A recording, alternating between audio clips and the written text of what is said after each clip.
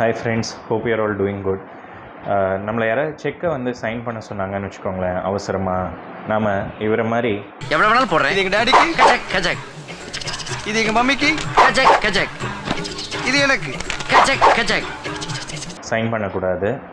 நம்மக்கிட்ட வந்து இப்போது யாரோ ஒருத்தவங்க வராங்க, சார் எனக்கு வந்து அவசரமாக உங்கள் பேங்க் அக்கௌண்ட் வந்து டீட்டெயில்ஸ் அப்டேட் பண்ணோம், எனக்கு ஒரு கேன்சல் செக் கொடுங்க அப்படின்னு சொல்கிறாரு. சரிப்பா அப்படின்னு சொல்லிவிட்டு நம்ம சம்டைம்ஸ் வந்து பார்த்திங்கன்னா அவசரத்தில் வந்து நம்மக்கிட்ட வந்து செக் புக் இருக்கும், பென் இருக்காது, இந்த மாதிரி நம்ம எதாவது தேடிட்டுருப்போம். அப்போ அவங்களே வந்து ஒரு பென் ஆஃபர் பண்ணுவாங்க. உதாரணத்துக்கு இந்த பென்னை பார்த்துக்கோங்க, இது பார்க்க ஒரு சாதாரண பென் மாதிரி தான் இருக்குது இல்லையா. இப்போ வந்து என்னை வந்து அவசரப்படுத்தி அவர் வந்து ஒரு செக் கேட்குறாருன்னு வச்சுக்கோங்களேன். நானும் சரிப்பா ஓகே கேன்சல்டு செக் தானே கொடுத்துருவோம் அப்படின்னு சொல்லிட்டு இப்போ அவர் கையிலேருந்து சைன் வாங்கி நான் இப்போ ஒரு கேன்சல்டு செக் வந்து இஷ்யூ பண்ண போகிறேன். சரிங்களா, முதல்ல அதை ஃபில் பண்ணிடுவோம்.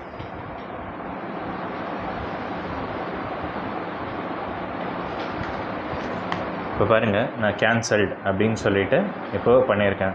இப்போ அவர் என்கிட்ட சொல்கிறாரு, சார் நீங்கள் சைன் பண்ணி கொடுத்துருங்க, கேன்சல் செக் தானே, ஒன்றும் ப்ராப்ளம் இல்லை சார், உங்கள் சிக்னேச்சர் ஆனால் வெரிஃபை பண்ணுவாங்க, இது நீங்கள் தான் கேன்சல் செக் கொடுத்தீங்களா அப்படிங்கிறாரு.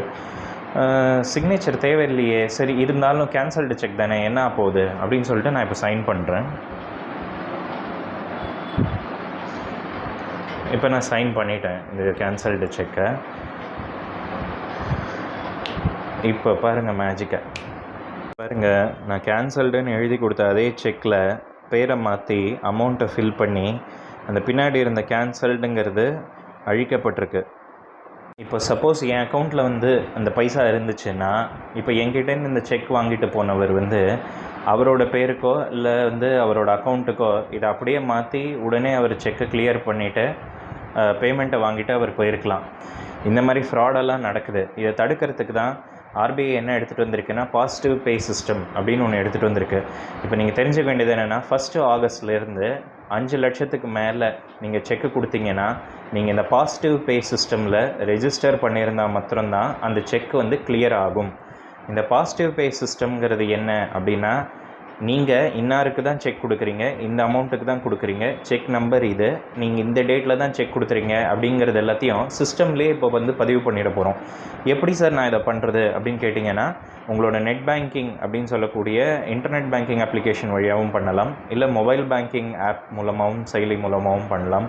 இல்லைனா பேங்க்குக்கு உங்களோட இமெயில் ஐடியிலேருந்து ஒரு இமெயில் தட்டினாலே போதும். இந்த மாதிரி டீட்டெயில்ஸோடு நீங்கள் யார் கொடுத்துருக்கீங்க, என்ன டேட்டு கொடுத்துருக்கீங்க, உங்கள் அக்கௌண்ட் நம்பர் என்ன, எவ்வளோ அமௌண்ட்டு கொடுத்துருக்கீங்க அப்படிங்கிற இந்த மாதிரி சில டீட்டெயில்ஸை மாத்திரம் நீங்கள் ஃபில் பண்ணி கொடுத்தாலே போதும். பேங்க் வந்து அவங்களுக்கு கிளியரிங்க்கு அந்த செக் வரும் இல்லையா, மற்ற பேங்க்லேருந்து எந்த பேங்க் அக்கௌண்ட்டுக்கு அது போகணுமோ அந்த பேங்க்லேருந்து கிளியரிங்க்கு இது உங்கள் பேங்க் அக்கௌண்ட் செக் தானா அப்படிங்கிறதுக்கு கிளியரிங்க்கு வரும் இல்லையா, சிக்னேச்சர்லாம் வெரிஃபை பண்ணுறதுக்கு. அப்போ பார்க்கும்பொழுது உங்கள் சிஸ்டமில் நீங்கள் என்ன பதிவு பண்ணியிருந்தீங்களோ அந்த நபருக்கு தான் அந்த செக் நீங்கள் பேமெண்ட் பண்ணியிருந்தீங்கன்னா மாத்திரம்தான் அந்த பேமெண்ட்டே நடக்கும். இப்போ SBI, Bank of Baroda, Punjab National Bank, இந்த மாதிரி எல்லா பேங்க்ஸுமே ஆகஸ்ட் 1 வந்து 5 லட்சம் ரூபாய்க்கு மேலே நீங்கள் இஷ்யூ பண்ணுற எல்லா செக்ஸுக்குமே இந்த பாசிட்டிவ் பே சிஸ்டமில் நீங்கள் பதிவு பண்ணியிருந்தால் மாத்திரம்தான் அந்த செக்கை கிளியர் பண்ணுவாங்க, இல்லைனா அந்த செக் வந்து கிளியர் ஆகாது அப்படின்னு சொல்லிட்டு ஆர்பிஐ ஒரு அனௌன்ஸ்மெண்ட் கொடுத்துருக்கு. பேங்க்ஸும் அவங்க கஸ்டமர்ஸ்க்கு வந்து இதை இன்ஃபார்ம் பண்ணிட்டாங்க. இப்போ மற்ற பேங்க்ஸ் எல்லாமும் வந்து இதை வந்து நடைமுறைப்படுத்திட்டு வராங்க. அண்ட் வந்து கூடி சீக்கிரமே இது வந்து ஒரு மாபெரும் விஷயமாக இருக்க போகுது. சார் நான் நெட் பேங்கிங், மொபைல் பேங்கிங்லாம் இன்னும் பண்ணலை அப்படின்னீங்கன்னா, நீங்கள் உங்கள் பிரான்ச்லேயே உங்கள் வங்கியோட கிளையிலேயே நீங்கள் அதுக்கான ஃபார்மை ஃபில் பண்ணி கொடுத்தீங்கன்னா அவங்க அதோடு சேர்த்து அந்த செக்கோட டீட்டெயில்ஸை ஏற்றிப்பாங்க.